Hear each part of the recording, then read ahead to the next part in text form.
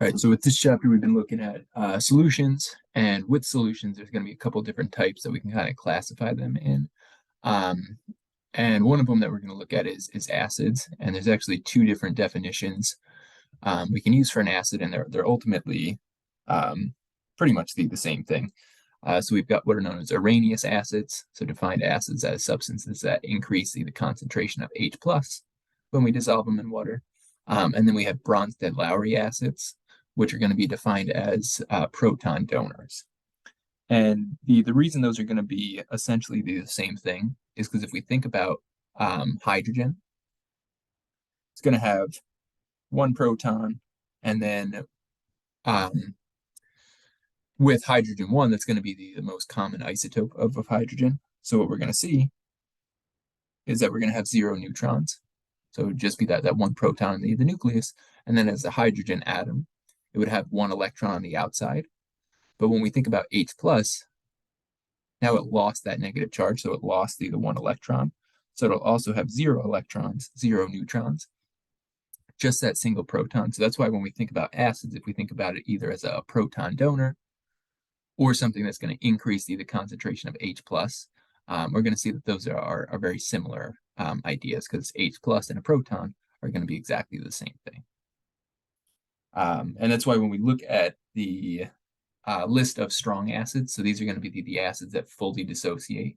When we take something like hydrochloric or hydrobromic acid and dissolve it in water, it's going to completely dissociate into hydrogen ions, so H plus, as well as whatever that negative ion is going to be, so chloride or bromide, nitrate, sulfate, whatever that negative piece is going to be. But since they're going to be strong acids, they're going to fully dissociate. And then with the strong acids, we don't have to memorize what these are going to be. We do have a table on the reference sheet that just lists these strong acids. And then if anything else is considered an acid that's not included on that list, we're just going to assume it's going to be a weak acid, so it only partially dissociates. So something like acetic acid, the stuff that's in vinegar, is going to be a weak acid because it'll give us a little bit of that hydrogen ion when we dissolve it into solution, but most of that molecule is going to stay intact, whereas these 7 strong acids are just going to fully dissociate. So we're going to get essentially 100% ions with these substances. And then when we look at the bases, we're going to see kind of the flip side of that. So with acid bases, we'll ultimately see that's going to give us neutralization reactions if we mix the two of them. But now with the bases, we're going to be looking at, if we're thinking about the Arrhenius definition, something that's going to increase the concentration of OH minus. So those hydroxide ions are what we're going to be producing with the bases. And then if we think about the Bronsted-Lowry definition, if an acid is a proton donor, we just think about conservation of mass. We need to have that mass conserved. So if something's donating a proton, something else would have to be accepting it, and that's what we're going to see with these bases. They're going to be the proton acceptors. But if we think about the Arrhenius definition for a second, the hydroxide ion is going to increase. That's why when we look at the list of strong bases, so same thing on the reference sheet, we don't have to memorize these. But these are going to be the bases that fully dissociate. And if we look at the formula for all of these, we see that common component is going to be that hydroxide ion. So with the acids, one way we can kind of quickly try to identify if it's an acid, it's got the H in front typically. And then with the bases, we see the OH just at the end. So we see that hydroxide there. But if we look at something like ammonia, we can look at ammonia and see why NH3 is going to be considered a base. And we can do it with either definition. So if we think about the Arrhenius definition, bases are going to increase the hydroxide ion concentration. So when we take NH3 and mix it with water, what's going to happen is that ammonia is going to take the H plus, become NH4. It's going to become that ammonium ion. And as a result, water becomes hydroxide. So we're increasing the OH minus that way. So that's why NH3, even though it doesn't have a hydroxide in the formula, would still be considered a base. Or if we think about it in terms of the Bronsted-Lowry definition, bases are going to accept the proton. And that's why when we look at the reaction here, NH3 is becoming NH4 plus. So it gained that proton, it gained that H plus, which would then make water, in this case, the acid because it's donating that proton. And then with water, we can actually see it be an acid or a base depending on what we have it with. Because if we think about it, acids give us protons, H+, bases give us OH-. And we'll see when we have the acid-base neutralization, we're essentially just going to be taking those two pieces together to give us neutral water. So depending on what we have water with, it's kind of got the acidic hydrogen, it's got the basic hydroxide. So water can actually act as an acid or a base depending on what we have it with.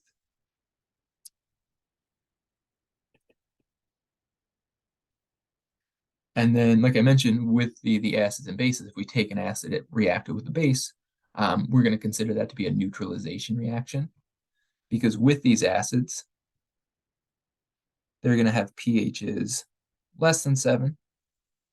Bases are going to be greater than 7. So one way you can remember that is just alphabetical order. Acids come before bases. So acids are going to have lower pHs than the bases just because they're going to come first on that pH scale, which typically we have pH go from 0 to 14. But you can actually have acids lower than 0. You can have bases above 14. It just becomes kind of unique situations, and we don't really run into them very often. But if we look at the two reactions here, in the first one, we're taking a strong acid, strong base, so hydrochloric acid and sodium hydroxide, and we're reacting them together. And like I said, with the acids in the base, we've got that H+, OH- giving us water. But then with the other pieces there, so the chlorine from the acid, the sodium from the base, we're going to be taking those together and combining them. And that's why with these acid-base neutralization reactions, the products are always going to be salt and water. And with the salt, in the first one, it's actually just table salt, sodium chloride. But salt just refers to a soluble ionic compound. So what we're going to see here is if we look at the next one, that's acetic acid. So sometimes you may also see the formula for acetic acid. So HC2H3O2. So the way it's currently written on the slide is just sort of the organic way we would write that formula. But acetic acid can also be written as HC2H3O2, where you can kind of see that acidic hydrogen a little bit easier in the formula. But now we're taking a weak acid, reacting it with that same base. So we're still going to be producing water. And then in this case, since we've switched out hydrochloric acid for acetic acid, we're not going to be making sodium chloride. Now we would just be making sodium acetate. But that would just be referred to, that would just be the salt in this case. So again, that's just going to be some ionic compound. And depending on what the acid and base are, that'll determine exactly what salt we're creating or producing. And if we look at the first reaction, we can kind of do what we did in the previous section here and take that molecular equation. So where we actually see all of those substances. And then we can write the ionic equation as well as the net ionic equation. So with that second line, now we're just taking those three solutions. So the acid and the base we start with, as well as the sodium chloride solution we produce. And we're breaking those down into the ions. And since those are a strong acid, strong base, and soluble ionic compound, we're going to have full dissociation. So that's why we have all three of those substances dissociate into the ions. And then liquid water, since it's a liquid, will just keep as H2O. But then with the ionic equation, we can see the sodium ion and the chloride ion aren't really changing at all from left to right. So those are going to be our spectators. We can essentially just remove them. And that's why with the net ion equation here, we're just looking at that acidic hydrogen, that basic hydroxide, just producing neutral water. And the reason we consider it to be neutral, or a neutralization reaction, is because water is going to have a pH of 7, which is going to be right in the middle. It's not acidic or basic. Whereas we'll have something like maybe 2 for the acid, 10 for the base, and probably 12 would be a better one. So we actually wind up with an average there of 7. But we can see we're taking a high solution, or a high pH solution, a low pH solution, and just mixing them together to get that neutral one. And again, with these acid-base reactions, that's always going to be one of the products. And then depending on what else we're mixing it with, we'll see the other stuff.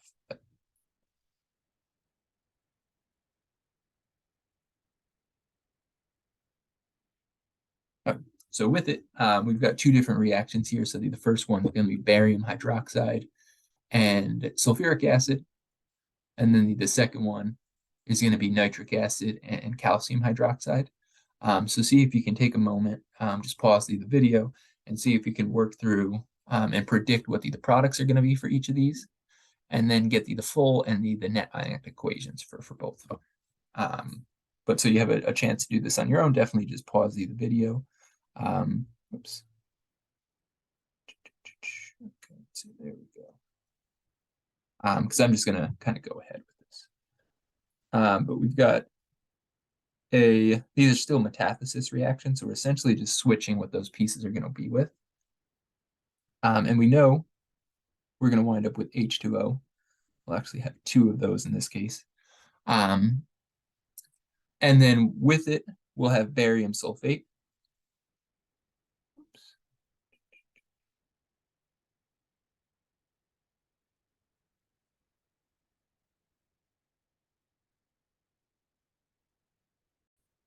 And then with this one, of course, water is going to be liquid for the ionic compound that we're forming, the barium sulfate. We want to check that solubility just to see if it will dissolve. And sulfates are typically going to be soluble. But if we look at our reference sheet, we'll see barium is going to be one of those exceptions. So when we look at the net ionic equation, we'd be able to split the left into those ions. We'll have Ba2+, we'll have 2 hydroxide ions, and then we'll have the 2 hydrogen ions, and then that 1 sulfate. But what we're going to see on the right is that the formula is not going to change at all, just because the water is going to be liquid, and then that barium sulfate is actually going to be a solid. It's actually going to be a precipitate. So in this case, we're going to have a precipitation reaction occur there.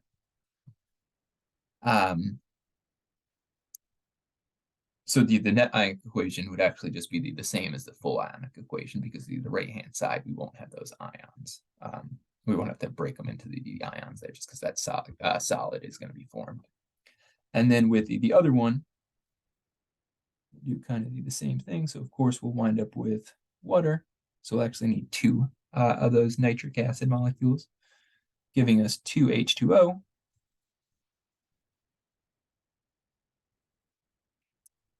And then we'll have Ca, but since calcium is going to be +2, and then nitrate is going to be -1.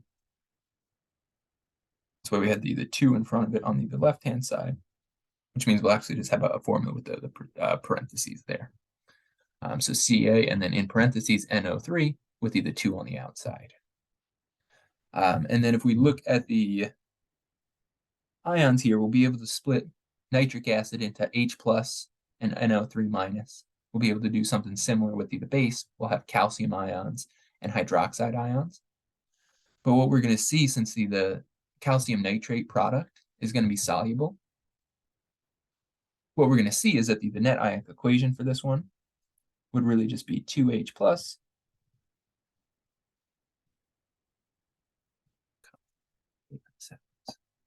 I don't know why this happens sometimes, but whatever reason it does, it just closes the PowerPoint. So with the last one, the net ionic equation would really just be 2 of the hydrogen ions plus 2 of the hydroxide ions, giving us 2 water molecules, just because the calcium nitrate product, as well as the original acid and base, are all going to be soluble, so they'll just fully dissociate into those ions. So with that one, I'm just going to kind of skip ahead because we basically already had that one. But then with these reactions, sometimes we're going to see with these metathesis reactions, we're actually going to be producing gases. So with something like calcium carbonate here, we're reacting with hydrochloric acid. And if we think about the metathesis reaction, where we essentially just switch those pieces, the calcium and the chlorine are going to go together. And then since calcium's +2, that's why we need 2 of the chlorines in that formula on the product side. But then with the other pieces, what we'd expect to form is going to be carbonic acid, H2CO3.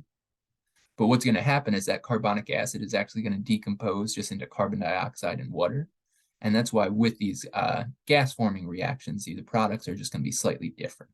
So again, instead of having H2CO3 on the right-hand side, we can see that just gets split into water and carbon dioxide. And that's why we're going to consider these to be gas-forming reactions, because now we're actually producing that CO2. And what we're going to see is these reactions occur whenever we've got a carbonate or a bicarbonate. So CO3 with a -2 charge for carbonate. And then a similar formula for the bicarbonate. It's just now we've got a hydrogen in there. So we'll have HCO3, and we'll only have a -1 charge there. But whenever we take one of those substances and react it with an acid, we'll still produce the salt like we would. So we still have calcium chloride. But now for the carbonic acid that should form, we're going to wind up with carbon dioxide, and we're going to wind up with water there. So we can see two examples on the bottom. In one case, we've got calcium carbonate and hydrochloric acid. Again, we've got CaC and Cl. So we can see we form the salt as we would expect. But then with the other pieces, and this is the same one as the previous slide, we'd expect H2CO3. But that's actually just going to decompose. And again, that's why we wind up with water and just carbon dioxide here. And then with the second one, it's kind of the same thing. So change the color. We've got sodium and bromine. So we'll get the sodium bromide as our salt. But then with the other piece, we've got hydrogen, HCO3. So we still have H2CO3 is what we'd expect to be produced there. But that's still going to decompose, and we're going to wind up with carbon dioxide and just the water. So they're similar to the typical acid-base reactions. It's just in this case, one of those substances is going to decompose. So we've kind of got a metathesis, and then immediately following it, we've got a decomposition reaction, because now we're taking that H2CO3 and just decomposing it into water and carbon dioxide. And then we'll see something similar with sulfates, or sulfite, excuse me, so so the ITE ending. So sulfite, so sulfate is SO4, 2-. Sulfite is just going to have one less oxygen there, so CO or SO3, 2-. And we can see an example of that on the bottom. It's going to be a very similar idea, and if you look at it, it's pretty much looks identical. If we had CO3 there, we could expect the same reaction. It's just we would have carbon dioxide instead of sulfur dioxide. But again, it's a very, very similar process there. So when we take that sulfite and react it with an acid, we'll still get the salt. So if we look S for strontium, Sr for strontium, Cl for chlorine, giving us that strontium chloride salt we'd expect.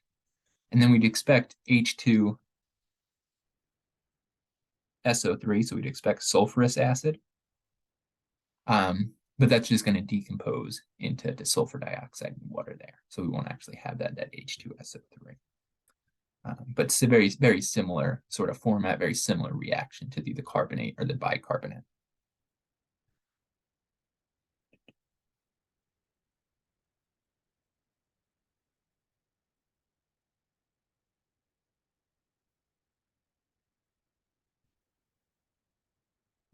And then with another type of gas-forming reaction, so in this case, we're taking sodium sulfide and sulfuric acid.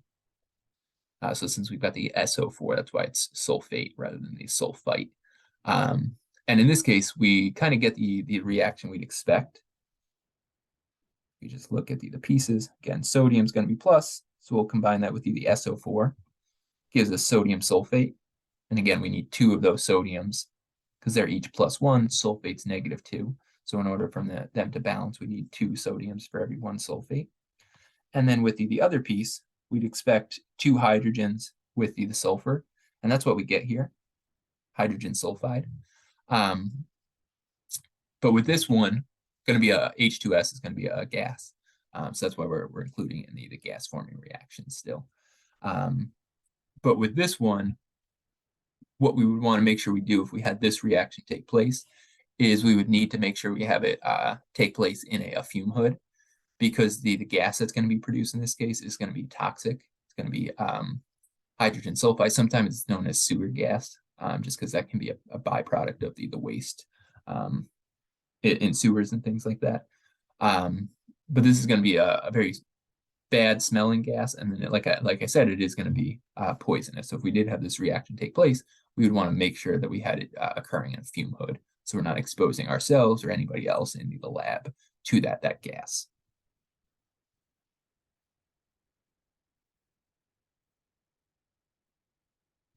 All right, so then with these ones, just like the previous ones, see if you can take a moment to kind of work out what the products are going to be, as well as the net ionic equation for both of these reactions.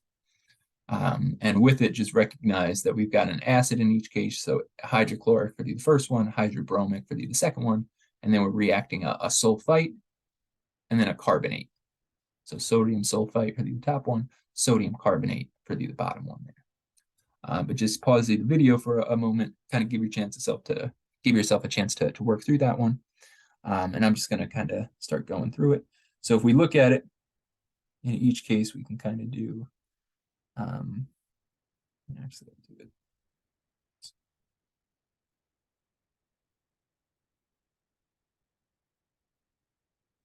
So just so we can kind of see what each of these pieces are going to go with. In each case, we can predict what that salt's going to be. And then for this one, we'll actually need 2 of them. We'll need 2 of the acid on the bottom as well. Oops, it should be a 2 in front of HBr. But in each case, we can predict what that salt's going to be, because it's just going to go as normal. So we'll wind up with 2 NaCl. And then we'll wind up with sodium bromide, since we've got hydrobromic acid for the second one there. And again, with those ones, +1, -1, sodium's +1, chlorine or bromine, all of those halogens are going to be -1. That's why we can just have NaCl or NaBr. But then with the second pieces here, we've got hydrogen with sulfite on the top one, hydrogen with carbonate on the bottom one there. So what we're going to want to make sure we have is water, and then sulfur dioxide for the second one, or the first one. And then similar thing for the second one, we'll have water, but then we'll have CO2 instead of sulfur dioxide, just because we've got the carbonate rather than the sulfite in that case. And with these ones, the substance I have in purple for both of them is going to be our salt. And then since it's a sodium salt, sodium halide salt, it's going to be soluble. So we're going to get complete dissociation there. So when we're looking at the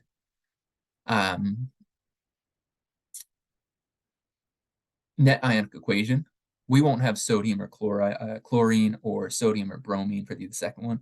We won't have those included in our equation, just because those are going to be soluble.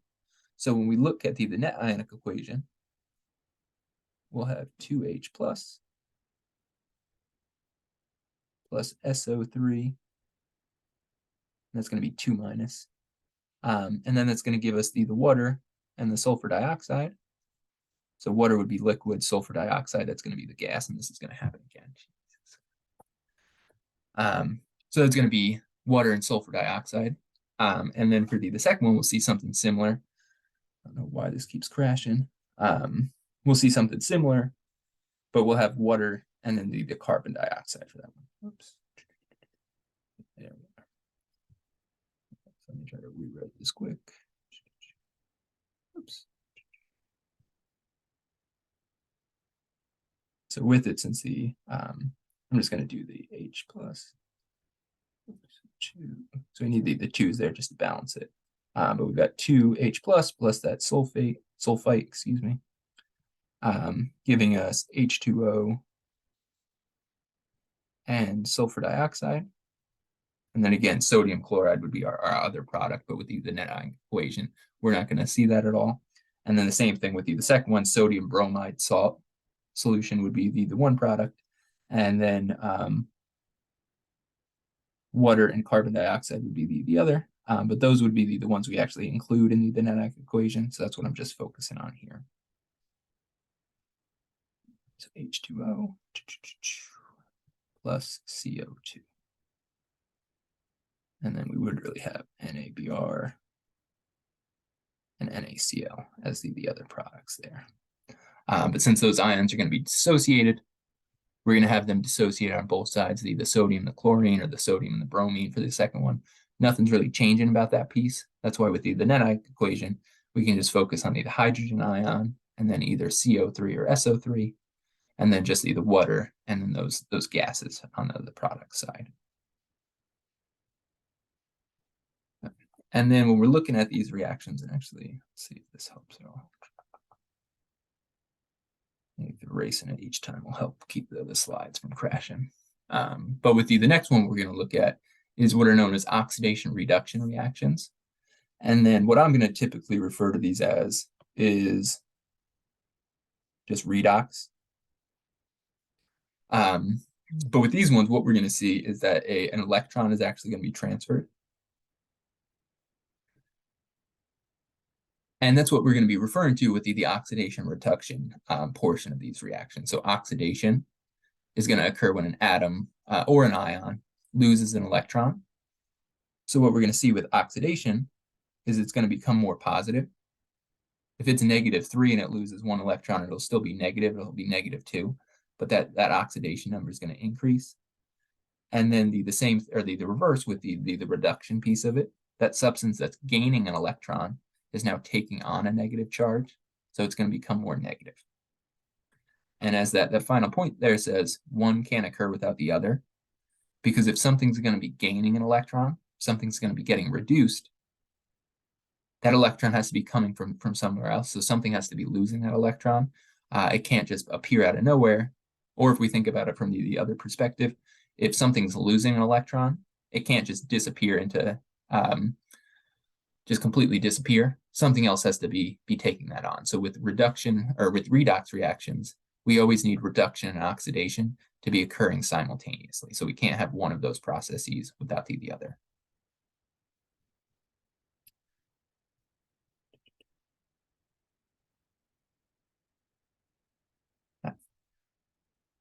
And then with this, we'll have to ultimately be able to assign what are known as oxidation numbers, which roughly represent the charge on those species. With covalent compounds, it's not exactly that. With ionic ones, it does show the charge, but with covalent ones, it's a little bit different. So we need to assign those oxidation numbers so we can identify what's actually changing. Because with these redox reactions, something's going to be losing an electron, so the oxidation number is going to increase. Something's going to be gaining the electron, so the oxidation number is going to decrease. And then with this, there's a couple different sayings that you can kind of use to remember which is going to be which. And one of them is oil rig. And we're thinking of in terms of electrons here. So oxidation is loss, is the oil perspective of it, or portion of it. So oxidation is loss. If you're losing an electron, you're going to become more positive. So again, oxidation is going to increase the oxidation number. And then the second piece of it, reduction is gain.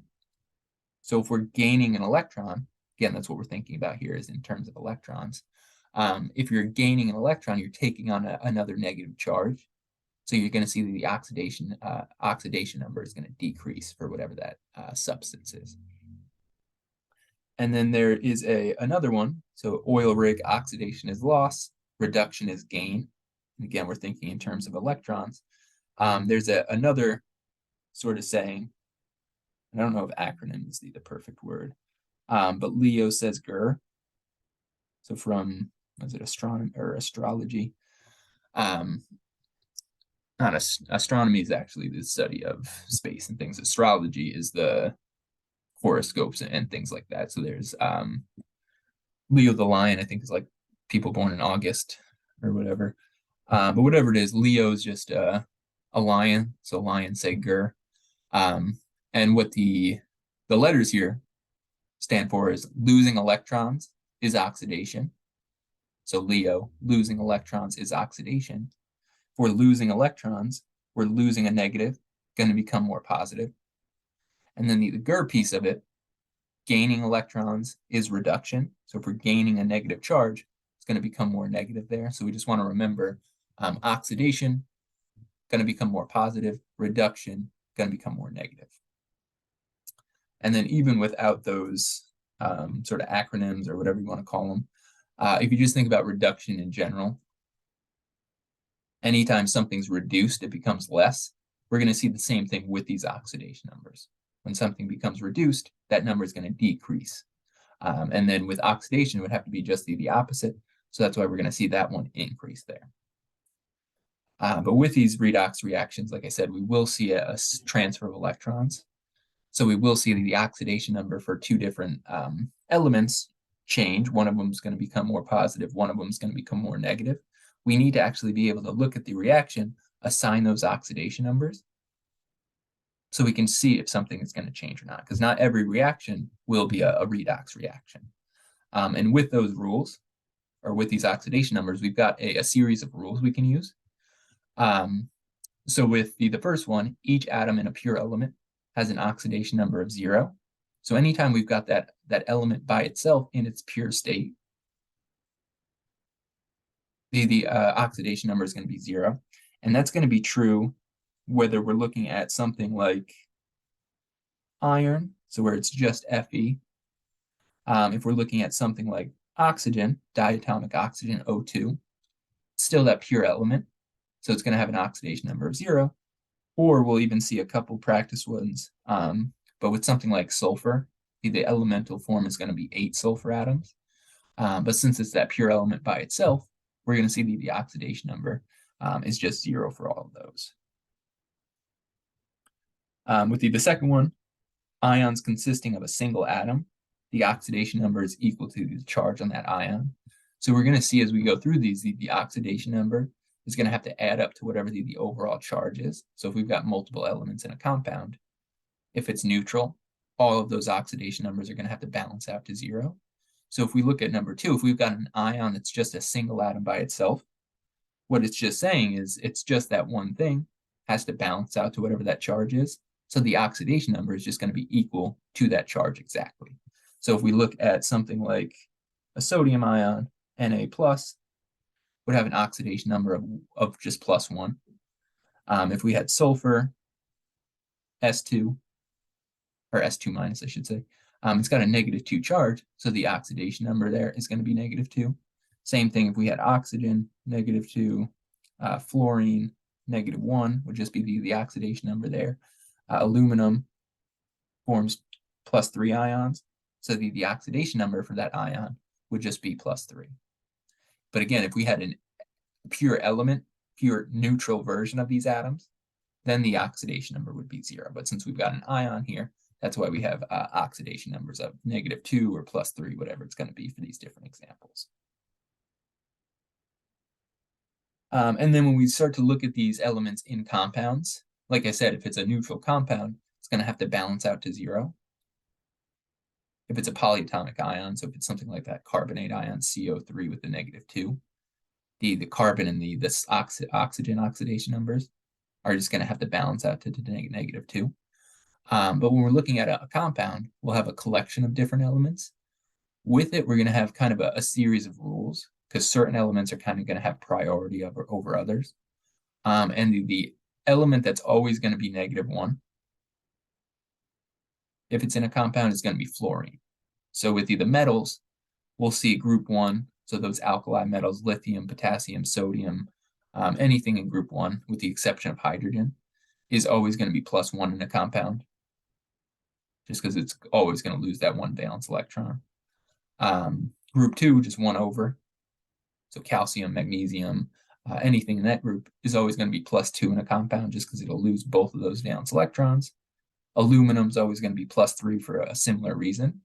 But now with the nonmetals, we'll see a lot of those can actually have a couple different oxidation numbers, depending on exactly what we have it with. But fluorine is always going to be -1. And the reason for fluorine always having just that oxidation number in a compound is going to be because it's the most electronegative. So fluorine is going to be able to essentially overpower any other element and just get that one electron that it wants, that one extra electron.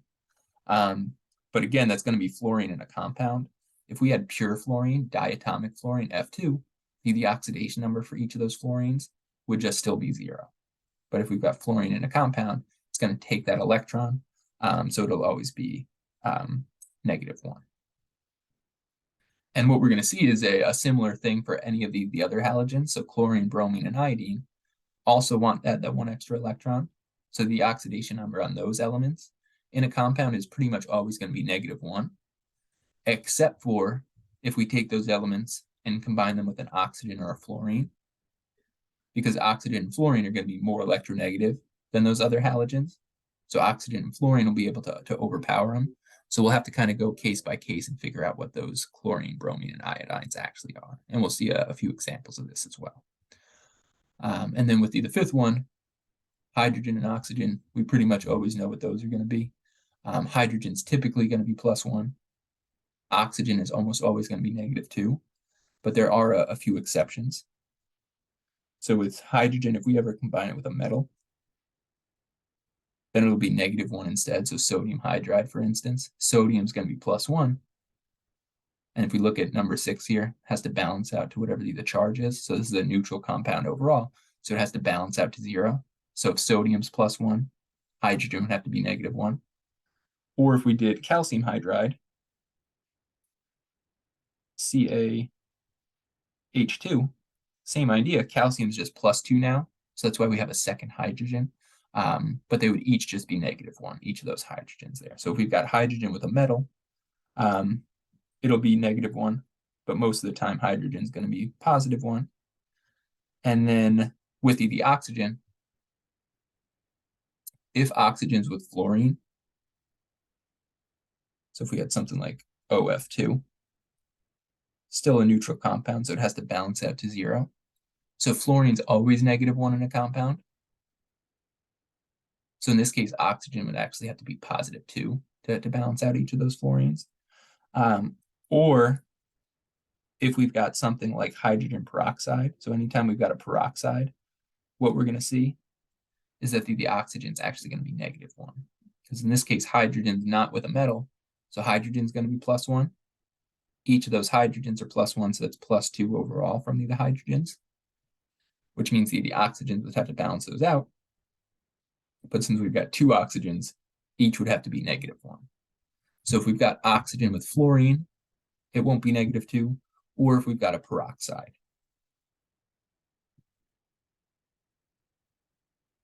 And then, like I said, with the sixth rule there, it's essentially just saying whatever the overall charge is, the sum of all of those oxidation numbers have to add up to that charge. So if it's a neutral compound, everything has to balance out to 0. But if it's a polyatomic ion, everything's just going to have to balance out to whatever that charge is. And when we're looking at these, when we're looking at the algebraic sum, we also have to consider exactly how many of each of those atoms we have. And we'll be able to look at a few examples here. And actually, we can go back and look at, we can do this one first. But when we look at this one, we'll be able to assign the oxidation number of sulfur in each case. And the easiest one, probably just B, because we just have that one element by itself. It's neutral overall, so everything has to balance out to 0. And since we only have sulfur there, the oxidation number is just going to be 0. But with the other ones, now we've got it in compounds or in a polyatomic ion, so we've got to do a little bit of work.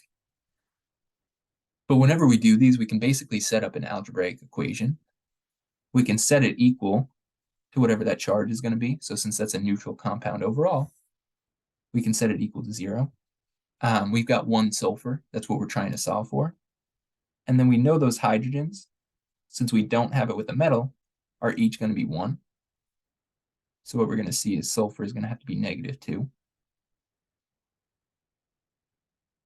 Same thing with the third one. We've got 1 sulfur. We've got 2 chlorines that are each going to be -1. But again, this still has to balance out to 0, just because it's a neutral compound. So we're going to see sulfur in this case is actually going to be +2. And again, when we're looking at these oxidation numbers, the metals, as long as it's not a transition metal, we'll always know with the transition metals, we would kind of have to go through the same process to identify exactly what charge it is. Because iron, for instance, could be like +2 or +3. But with things like sodium here, for the fourth one, we know each of those sodiums are going to be +1. sulfur is still what we're looking for. And then we know each of those oxygens are going to be -2, but we want to count for all three of them. But again, it's a neutral compound, so we're setting all of that equal to 0. So we've got a +2, we've got a -6. So we've really got a -4 overall, which means the sulfur would just have to be +4 in order to balance that out. And then with the final one, still looking for sulfur. In this case, we've got 4 of those oxygens, but they're still going to be -2 each. And then with this one, we've got a -2 charge overall. So that's what we need this one to balance out to. So when we set up our algebraic equation with a polyatomic ion like this, we don't want to set it equal to 0. We want to set it equal to whatever that charge is. So in this case, -2. And what we're going to see is that the sulfur then is going to be +6. So with these oxidation numbers, we may have to do a little bit of work to exactly identify what one we're looking at, or what the oxidation number is for an element like sulfur. But we'll always have enough information based on the overall charge, based on the other elements we have there, to figure out whatever that missing piece is. But what I want to point out is with these ones, so like with the last two, we accounted for the 3 oxygens in D, we accounted for the 4 oxygens in E. So with it, this would never actually work. But if we had something like S2O4, -2 for the final one there, when we go to solve for that oxidation number, what we'd want to do in that case is just put a 2 in front of it, because now we've got 2 of those sulfurs, so we want to account for each of them, which would then make the oxidation number +3 instead. But we just want to essentially look at what atoms we have, how many of each of them, and then see what the overall charge is, and then just have everything balance out to whatever that might be. And if we go back for a second, we can look at this this example reaction and see why this would be a redox reaction. Because with the iron and the copper, they're going to have oxidation numbers of 0, just because they're the pure elements. And then with the iron and the copper in those compounds, each of those is going to be +2. And the way I identified that is just by recognizing that NO3, that nitrate, is going to be -1 overall. In each case, we've got 2 of them, so we're getting a -2 from those nitrates combined. And then since we've just got one single atom of those metals involved, one single copper, one single iron, it would have to be a +2 in order to balance it out. And then what I want to point out here is a couple different ways we could go about the nitrogen and the oxygen. So since nitrate doesn't change at all from the left to the right, the oxidation numbers for those won't change at all. So nitrogen and oxygen are just going to stay +5 and -2. But one way we could figure that out, if we wanted to assign the oxidation numbers and just make absolutely certain that those aren't changing, is and we can see it in either way. For the first one, we can look at that entire compound. And that's a neutral compound. So we've got copper plus 2 nitrogens plus 6 oxygens. And that's going to be equal to 0, because it's a neutral compound. And then, like I said, since nitrate is -1, we've got 2 of those nitrates, so that the copper has to be +2. So we'd have +2, 2 nitrates, or 2 nitrogens rather, and then the oxygen has to be -2. So set it equal to 0.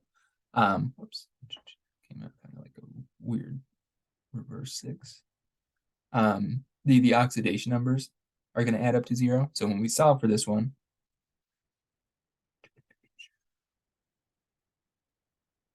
-12 +2, yeah, +5. And then with the other side, we could do the exact same thing. Ultimately, we'd be plugging in iron for copper, but it would stay +2. So nothing would change.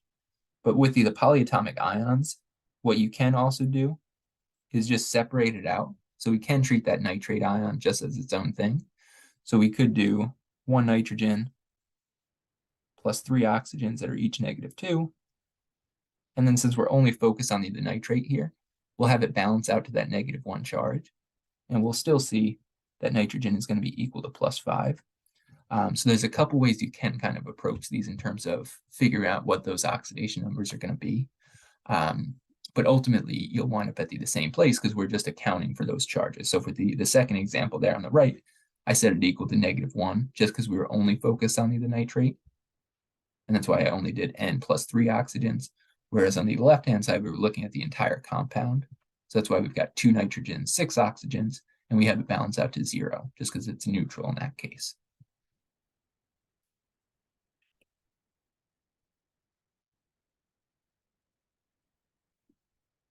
Oops.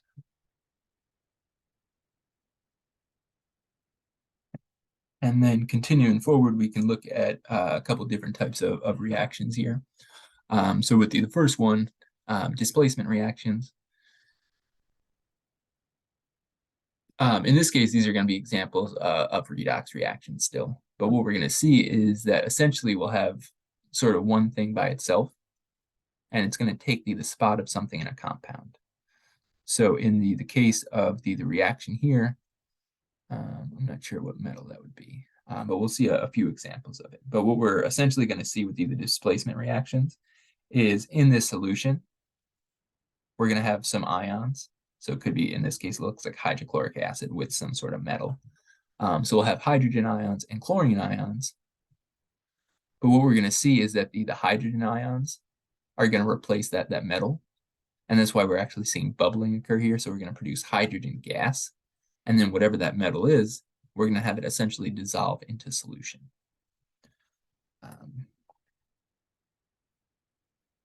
And then another example, in this case, not using an acid, so we're not seeing the gas be produced. But in this case, what we're looking at is copper metal. So that's why we've got copper as the solid on the left-hand side.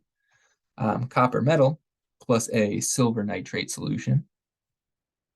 So AgNO3, you can kind of see it in the picture there.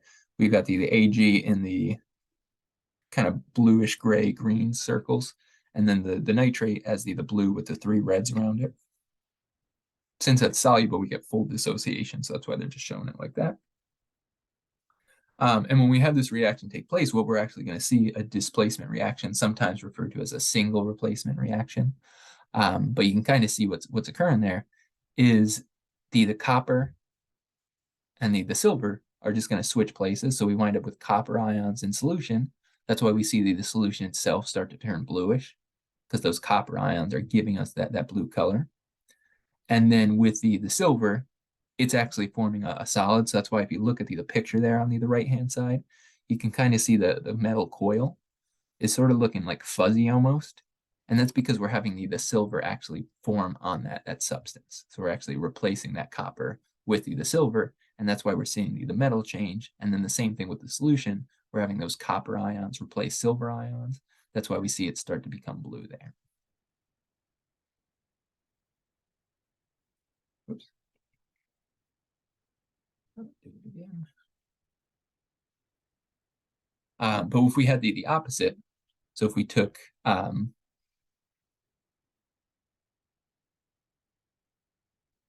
silver metal and put it in a copper nitrate solution, we wouldn't actually see the reverse reaction occur.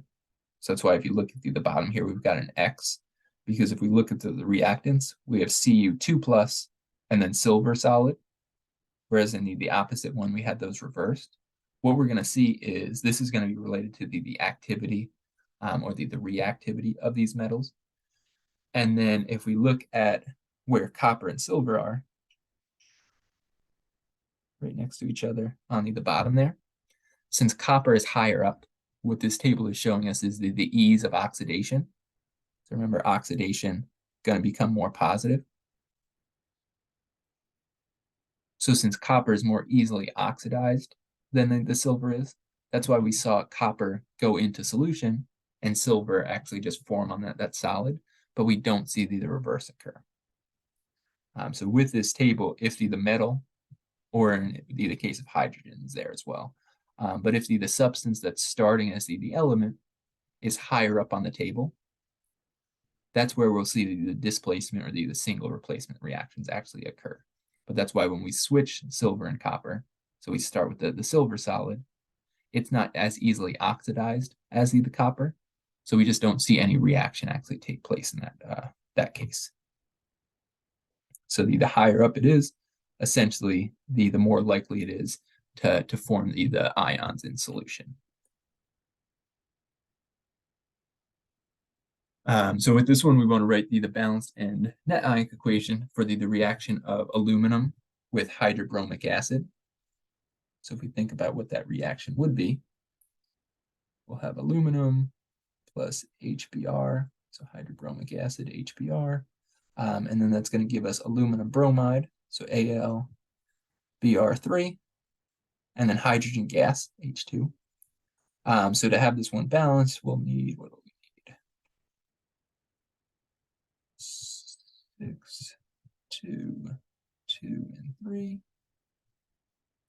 But if we go back to our table for a second, and in this case, we're starting with aluminum solid. So if we go back to our table, aluminum going to be about 1/3 or so of near the top there. Hydrogen, much lower. So we're going to see the aluminum is more easily oxidized. So we're going to wind up with aluminum being in the positive state, hydrogen being neutral. And that's why this reaction is actually going to take place. If we look at the oxidation numbers, we'll have 0 for aluminum, 0 for hydrogen as the product. Bromine in each case will be -1. So hydrogen on the left is going to be +1. Aluminum on the right is going to be +3 because now it's with 3 of those bromines that are each -1. But we can see the aluminum is getting oxidized in this case. It's going from 0 to +3. We can see the hydrogen is getting reduced. It's going from +1 down to 0. So even though it never actually becomes negative, it's still having that oxidation number decrease. And that's why we're considering this to be reduction. And then with the rest of this one, if we want to get the full ionic equation, we need to see which of these, or we need to kind of take this information we now have with those oxidation numbers.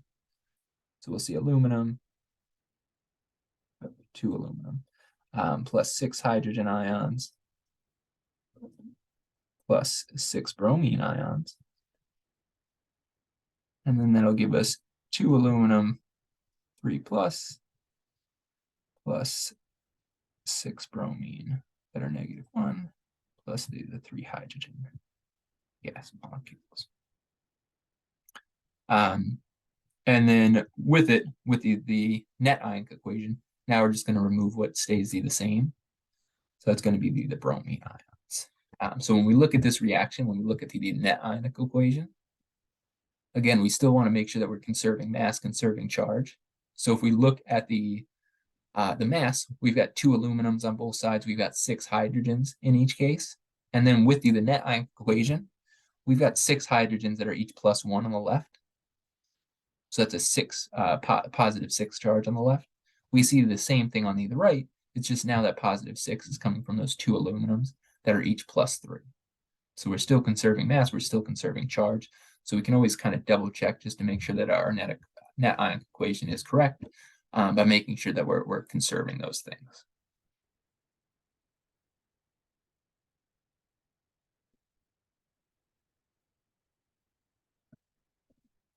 But then we'll look at one more here before we wrap this one up. But in this case, we want to determine if an iron 2 chloride solution will oxidize magnesium metal. And if so, we want to then write the balanced molecular and net ionic equations. So with it, we can just write the hypothetical reaction first, just to see if that's going to occur. So with the magnesium metal, we'll have Mg, and then with iron 2 chloride, that means each iron is going to be 2 plus, chlorine is going to be -1. So we'll need FeCl2. And then if this reaction occurs, we'll have to go back, check our activity table. I don't even know why that happened this time. So this is really annoying. But we'll have to go back, check the activity table to see the position of magnesium versus iron to see which one's going to be more easily oxidized. And as I scroll through, we can actually just check that table at first. So let's see what slide we're on.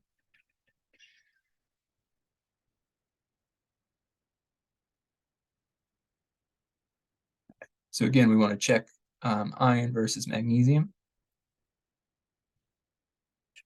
So iron about in the middle, magnesium a little higher up there. So since magnesium is more easily oxidized, that's going to be the one we wind up in solution.